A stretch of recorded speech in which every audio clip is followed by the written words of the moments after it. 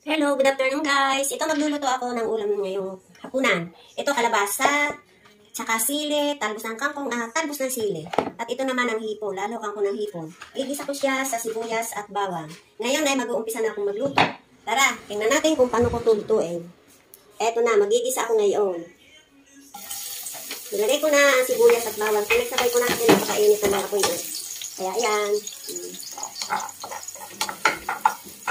Lulutuin ko siya bago ko isok ang kalabasa. Ayan. Maya lang ay ilalaw ko na ang kalabasa. Eto ako.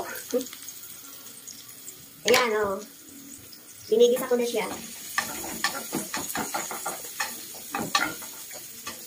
Lulutuin ko lang siya, papupulahin ng kaunti. Tapos saka ko lalaw na ang kalabasa.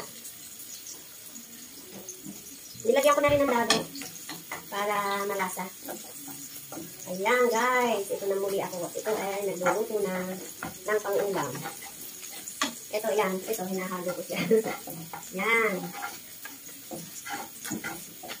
Ngayon naman ay ilalaw ko na ang kalabasa. Ito, yan ang kalabasa. Nilaw ko na.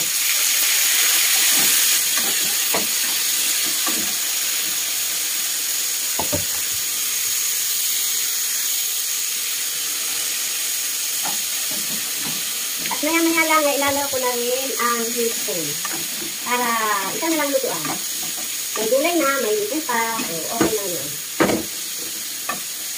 At maya-maya lang ito ay tataklubang ko. Ayan guys, at ngayon ay ilalaw ko na rin ang hipon. Ito dahil ng hipon, ilalaw ko na. Ayan, ilalaw ko na rin ang hipon. Tapos ang sili. Ito, lalaw ko na rin ang sili para sabay-sabay silang maluto.